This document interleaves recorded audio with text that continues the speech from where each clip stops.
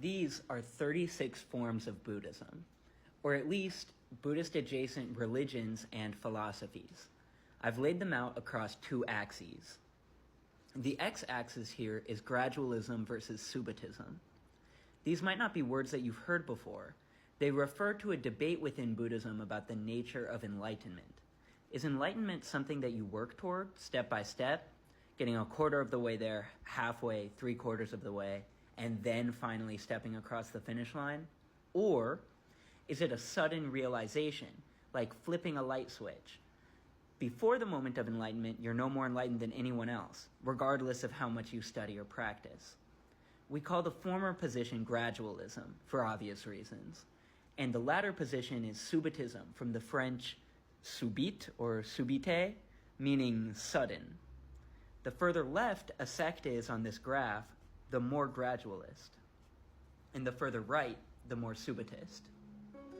As with all binaries, it's important to note that neither gradualists nor subitists necessarily match the potential caricatures some people might think of.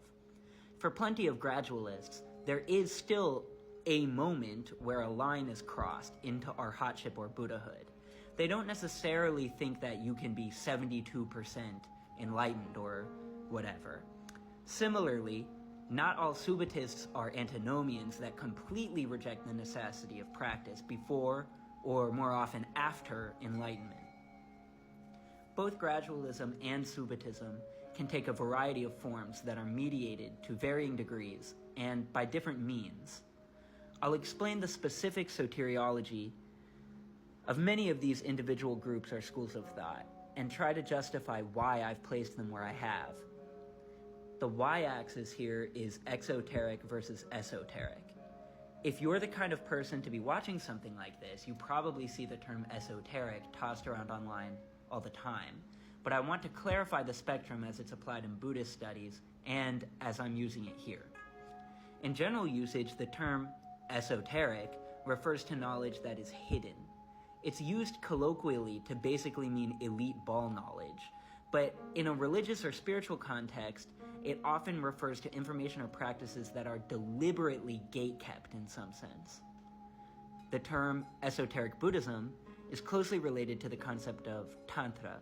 Tantra is a spiritual movement originating in India that substantially influenced a number of East Asian religions. There's Tantric Hinduism, Tantric Jainism, Tantric Buddhism, and there are even Tantric strains within Taoism, Shinto, and even Islam. Tantra is hard to define, but the heuristic I find the most useful is the concept of mesocosm. You've probably heard the term microcosm before.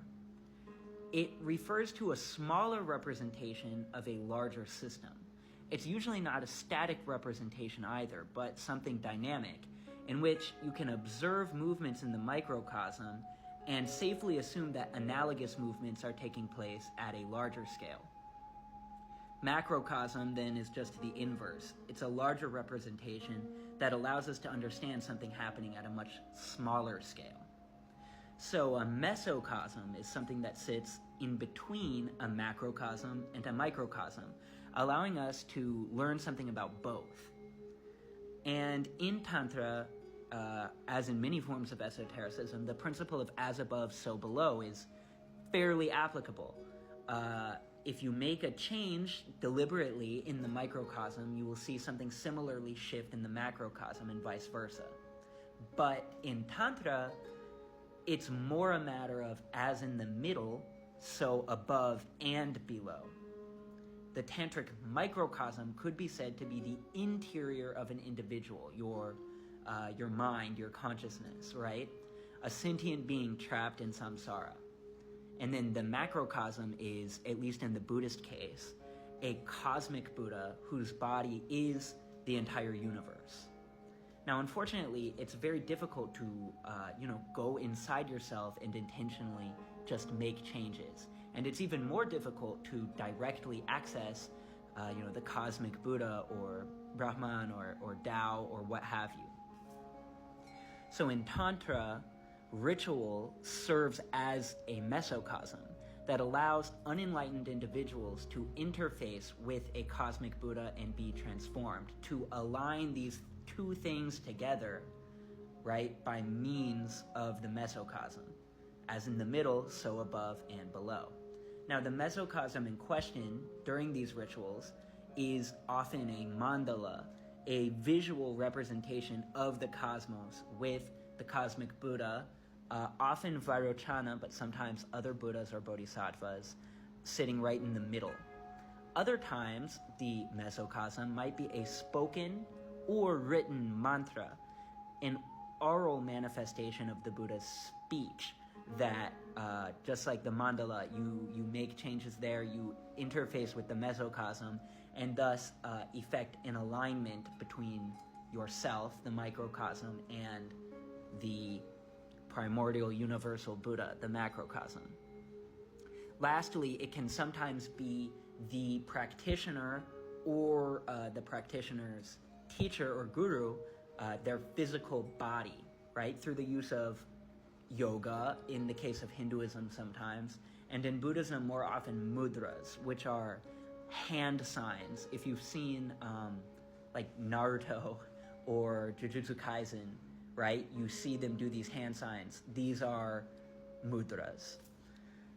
Now, access to the tantric mesocosm is usually limited to advanced practitioners and shrouded in secrecy, right? In pre-modern times, the average Joe, even if they were very pious, would not know that a lot of these mandalas, mudras, mantras even exist. They were kept secret. So esoteric Buddhism is sometimes, I would say often, used interchangeably with tantric Buddhism. But actually not all texts which are labeled as tantras, and that's important to note, the movement, the tantric movement is named after these texts of ritual instructions, which are called tantras, as opposed to sutras, right? Not every text that is labeled as a tantra is necessarily esoteric in the sense that you're not even allowed to look at it. Some are, but some are not. And similarly, there are practices that are certainly esoteric, certainly off limits to the non-initiated, that are not from tantras. So even though we use them interchangeably, they aren't the exact same thing. That being said, even though not all mantras, mudras, or mandalas are strictly tantric or even necessarily esoteric, their association with tantra is so strong that the term esoteric in a Buddhist context is usually just shorthand for the use of mantra, mudra, and mandala, even if it's not so strictly gate-kept. So in this grid, the more we see mantra, mudra, mandala, the further toward the bottom I have placed it. Now, the binaries of Subbatist/gradualist and exoteric/esoteric aren't necessarily the two most important factors in describing a Buddhist sect or practice. On this grid, there are some sects that are actually very similar to each other that maybe only really differ in these two places and therefore are placed on very different sides of the graph, even though in reality they have a lot in common. But I think that these two factors lend themselves very well to, pull compification. So some of the entries here also could reasonably be swapped with their neighbors, and some of them also had to be judgment calls by me because there's not a clear consensus as to where they fall. The point is to make a fun teaching tool about Buddhism's internal diversity. I made all the little memes for each one except the Julius Evola one, which I found ready-made. I like to poke fun, but I made a point of trying not to portray any Buddhas or Bodhisattvas or even lineage founders in a disrespectful light. Of these 36 entries, there are only 4 that I don't feel a sense of respect for. Those being secularists, Julius Evola, LARPers, Xeno-Buddhists, who are also LARPers, and the r/Zen community. Otherwise, I hope that my intention as good-natured teasing comes through and no one feels disrespected or offended. In fact, I feel I've done more teasing here of teachings that are more beloved to me because I simply know more about them to poke a little fun at. Now, with that all out of the way, we can get started exploring each part of the compass, starting with Vipassana as the most exoteric and most gradualist up in the next video.